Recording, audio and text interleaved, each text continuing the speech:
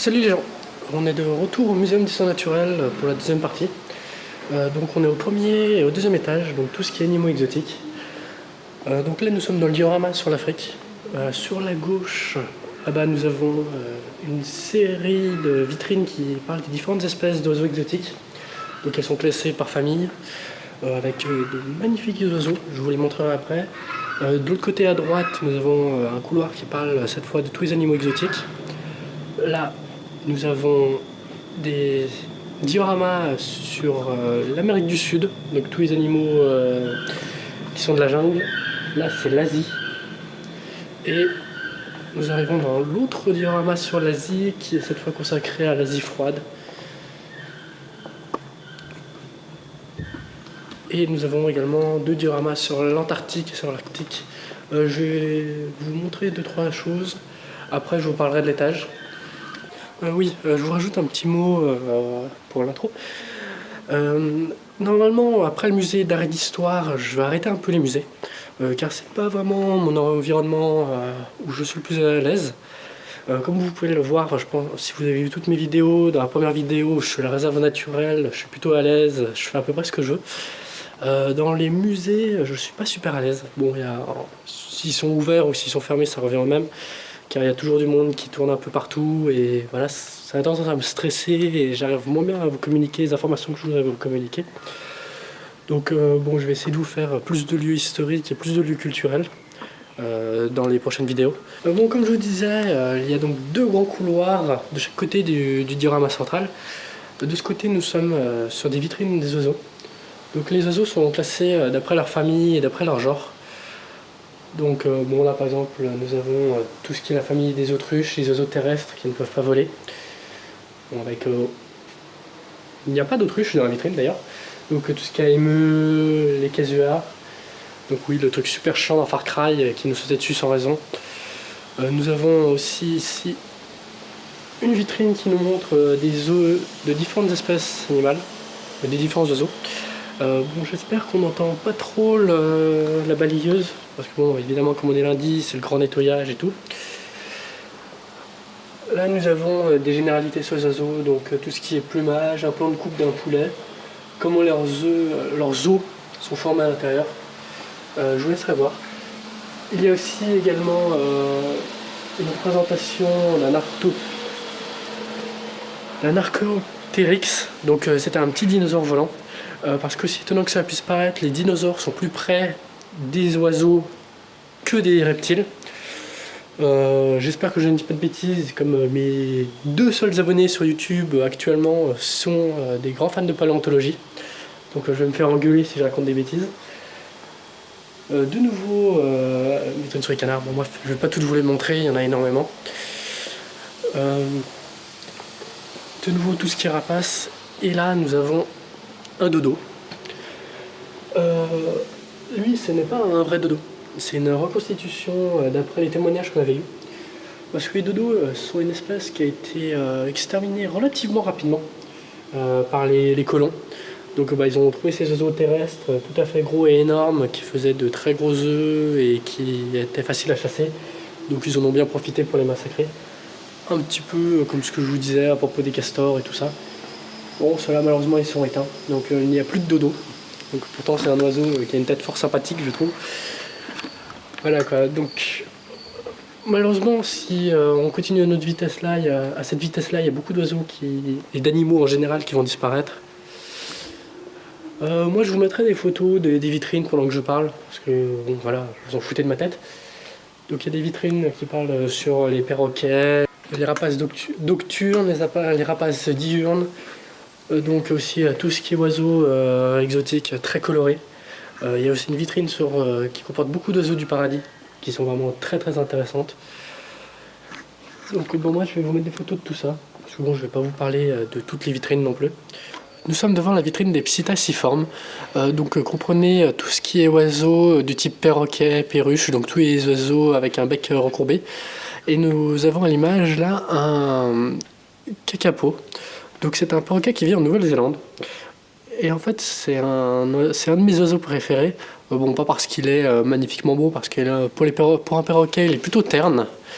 Mais en fait, c'est un de mes oiseaux préférés parce qu'il y a beaucoup de vidéos de ce perroquet qui ont été tournées dans des stations de ski et tout ça en Nouvelle-Zélande.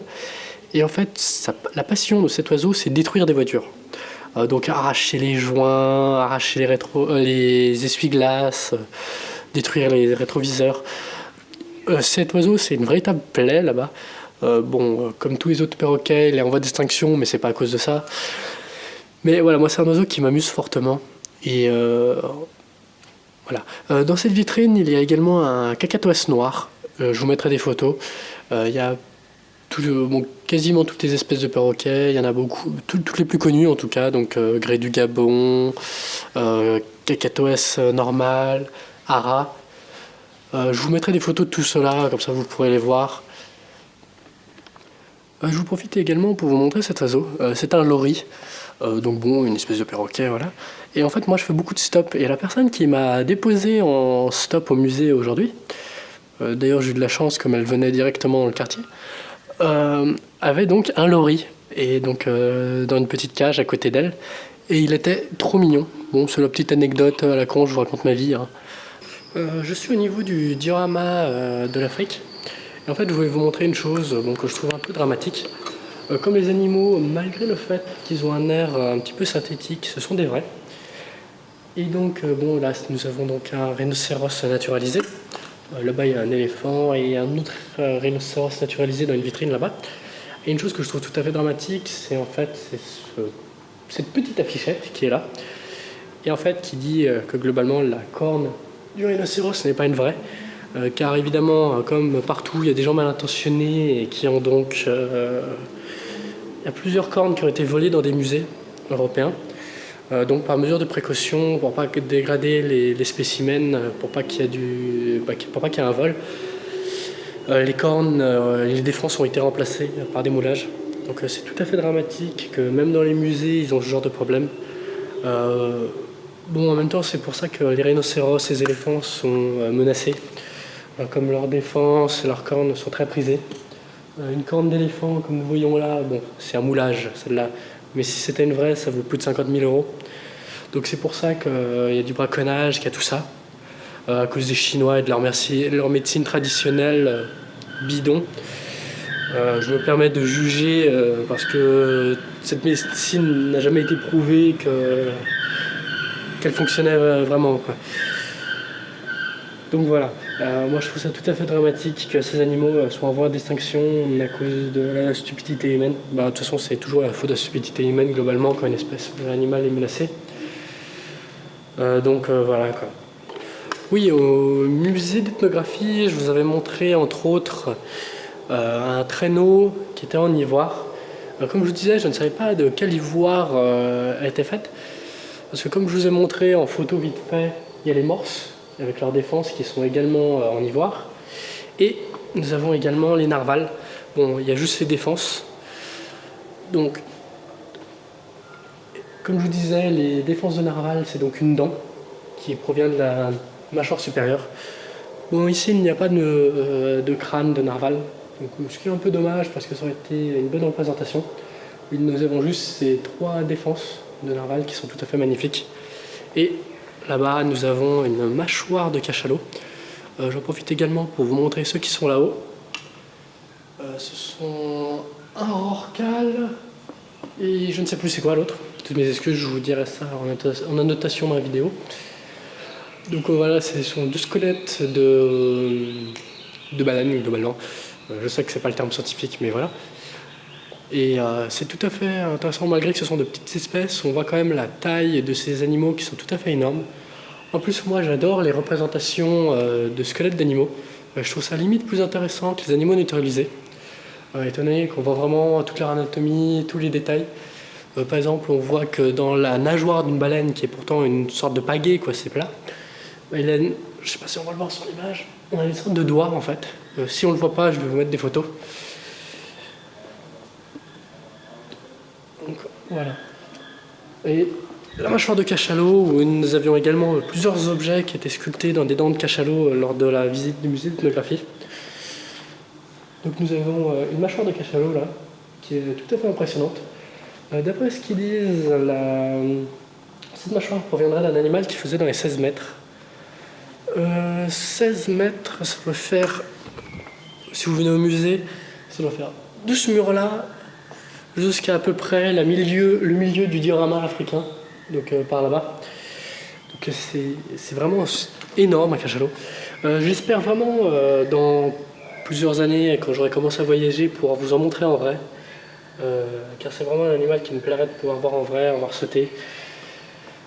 Voilà. Je vais également vous mettre 2-3 photos, comme je vous ai dit que j'adorais les squelettes d'animaux naturalisés. 2-3 photos, il y a entre autres un squelette de tortue, 2 squelettes de serpents qui sont exposés à l'étage. Bon, comme je vous disais lors de la première vidéo sur le musée d'histoire naturelle, lors de la nuit au musée, toute cette galerie, donc tous les animaux exotiques et la galerie d'en haut étaient dans le noir total. Donc on pouvait la visiter à la lampe de poche, c'était vraiment super sympa, super agréable.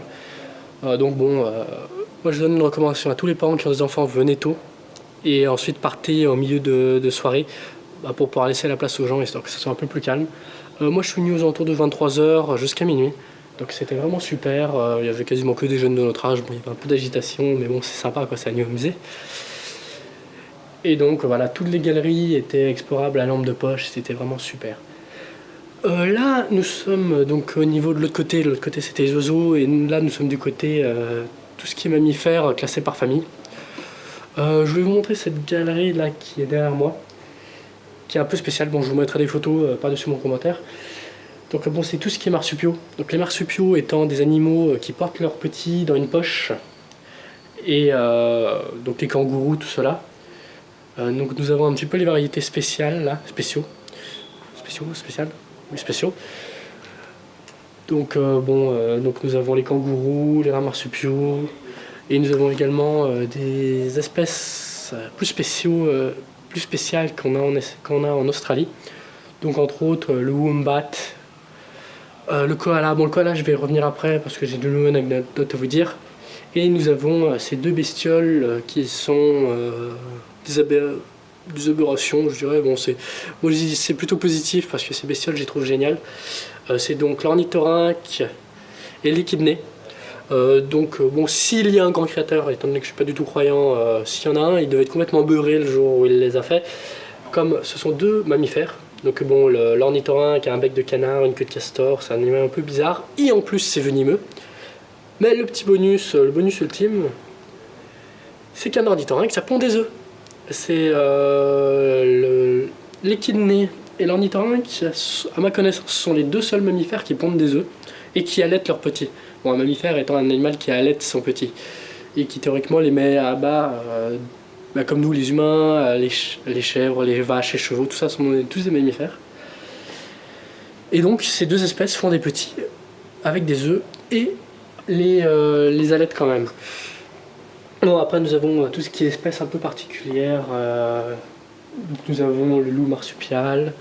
Et je reviens au niveau du koala. Parce que le koala est une espèce menacée comme beaucoup d'espèces à cause de l'homme. Mais en plus, ils ont un autre problème en Australie. C'est que les koalas, qui sont une bestiole toute mignonne qui ressemble à une peluche, en fait sont des gros niqueurs. Ils passent leur vie à niquer. Et en fait, leur population est décimée actuellement par une maladie, une MST. Donc une maladie sexuellement transmissible qui décime la population des koalas. Alors que depuis plusieurs années, ils sont protégés et ils étaient en augmentation, leur nombre est en augmentation. Mais depuis quelque temps, ils sont de nouveau en train de décliner à cause d'une maladie sexuellement transmissible. Donc bon, quand on dit qu'un koala c'est une bestiole qui passe sa vie à niquer, c'est un peu con étant donné qu'un koala c'est tout mignon et tout. Bon, après la petite thématique sur l'Australie, je vais vous parler des primates. Donc les humains, histoire de bien m'embrouiller avec tous ceux qui disent oh, les humains ne sont pas des animaux. Oui, on est des animaux, on est des mammifères et on est des primates. Donc contrairement à ce qu'on pense, le chimpanzé, on ne descend pas du chimpanzé, on n'est pas une évolution du chimpanzé. Apparemment, on serait cousins. Donc globalement, à une époque, une espèce s'est séparée en 2 groupes. Donc d'un côté, il y a la branche qui a développé les humains. Et de l'autre côté, nous avons donc la classe des chimpanzés. Théoriquement, ce sont nos plus proches cousins, ces animaux. Bon, évidemment, tout ça, c'est encore en étude. Donc moi, je vous dis ce que j'en sais par rapport à ce que les scientifiques ont annoncé. Donc bon, je pense que ça doit être plutôt près de la réalité. Ensuite, je vais vous parler 2 minutes des rongeurs. Parce que, aussi étonnant que ça puisse paraître, dans les mammifères, on estime qu'il y a 5416 espèces de découvertes. Donc bon, évidemment, il y en a chaque année qui sont découvertes, donc ça se trouve le chiffre n'est déjà plus d'actualité. Mais parmi ces 5416 espèces de mammifères, on a 42%, ce sont des rongeurs. Et donc bon, je vous mettrai une photo. Donc bon, il y a une immense variété de rongeurs. Et entre autres, il y a le plus petit mammifère du monde qui est donc un rongeur. Je vous mettrai une photo. C'est une musaraigne qui fait 2 grammes à l'âge adulte. Donc bon, elle fait à peu près 2 cm de long. Et en fait, la chose que je trouve tout à fait incroyable là-dedans, c'est 202 grammes. Bah, essayez d'imaginer ce que ça peut donner des bébés d'un animal qui fait 2 grammes.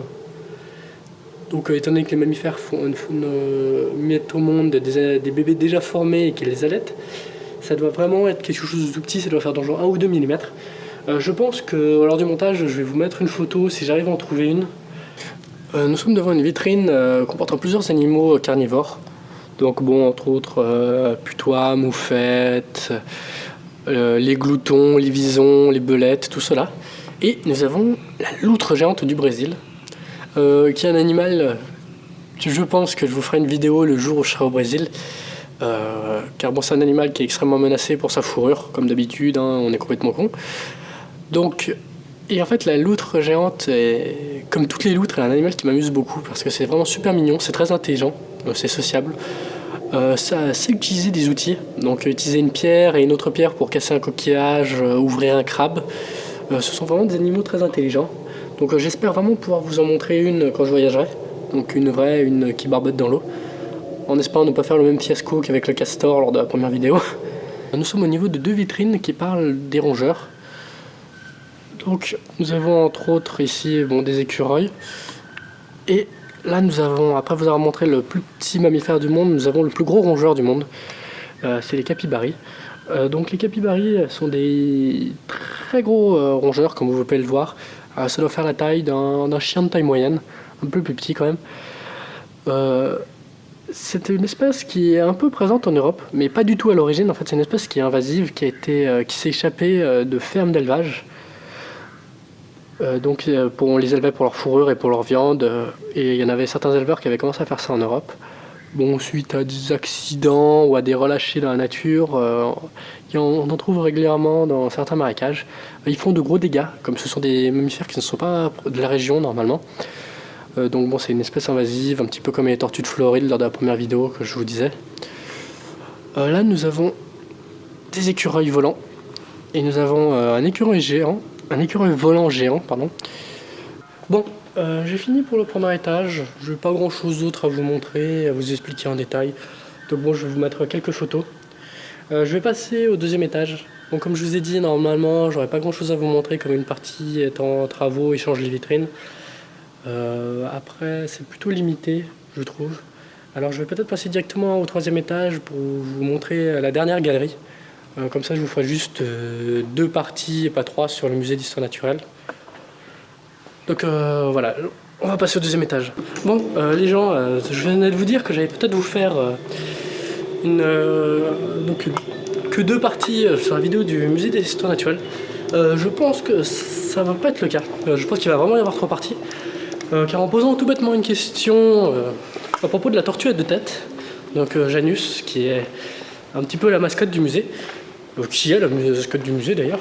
En posant une question pour finir, je vais la voir à l'animalerie. Donc ça m'étonnerait que j'ai le temps de pouvoir tout vous montrer aujourd'hui. Du coup, donc il y aura une 3e partie sûre et certain maintenant. Donc à tout de suite, je vais vous montrer la tortue. Donc oui, j'ai un privilège relativement unique. Je suis dans les coulisses du musée. Je suis donc au niveau de l'animalerie. Nous avons tous les serpents qui sont régulièrement exposés. Donc là, nous avons un élaphe, un serpent des blés. Là, nous avons 2 boas. Un boa et un python. Bon, évidemment, on ne va pas les déranger comme ils sont chez eux. Hein. Surtout qu'ici, c'est l'animalerie, donc c'est un petit peu le lieu de repos où ils sont censés être au calme. Donc là, nous avons une petite mygale qui est tout à fait mignonne et sympathique. Je déteste les mygales. Là nous avons un Pogona qui est tout à fait fort mignon. Un serpent roi qui a décidé de sortir sa tête parce que tout à l'heure elle n'y était pas. Là nous avons donc deux élevages d'insectes. Ce sont des dermestes. Donc, ce sont des petits insectes qu'ils utilisent pour nettoyer les crânes des petits mammifères et des petits oiseaux pour pouvoir les exposer. Nous avons Ernest, qui est un python qui a la tête déformée, dû à une infection car ses anciens propriétaires ne savaient pas comment le nourrir correctement. Et je vais vous montrer donc Janus, la mascotte du musée.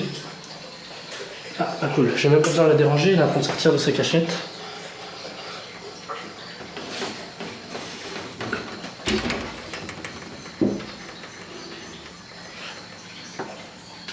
Donc Janus, c'est la plus vieille tortue du monde à deux têtes. Bon, pour une tortue, elle n'est pas particulièrement vieille, étant donné qu'elle a 19 ans. Donc ce qui n'est pas vraiment vieux pour une tortue, mais étant donné que c'est une tortue à deux têtes, bah, c'est quand même un âge relativement ancien. Et bon, nous avons également un élevage du grillon. Donc moi je vais retourner dans les expositions, étant donné que je ne vais pas passer 3 heures ici. Mais c'était fort sympathique de pouvoir voir l'animalerie du Muséum d'histoire naturelle, qui d'ailleurs a une très belle vue sur le Jet d'eau et une partie de la ville. Voilà, allez, je retourne à l'exposition. A tout de suite. Oui, je viens de revenir de l'animalerie. Donc je vous ai pris 2-3 petites photos des coulisses qui, comme je ne m'attendais pas du tout à avoir la possibilité de les voir. Nous sommes donc au 2e étage. C'est agré que je vais vous parler rapidement. Bon, comme vous voyez, de ce côté là, ils ont fermé une partie qui est en travaux là-bas. Donc de ce côté, nous avons des poissons, des reptiles. Je vous les montrerai après. Là, nous sommes dans l'espace Brasca, donc, qui était un souffleur de verre, quelqu'un qui faisait des animaux en verre. Je ne savais pas que cette exposition était là, étant donné que c'est nouveau. Lors de la nuit au musée, c'était pas encore là. Donc, nous avons ces magnifiques créations qui sont donc des animaux en verre.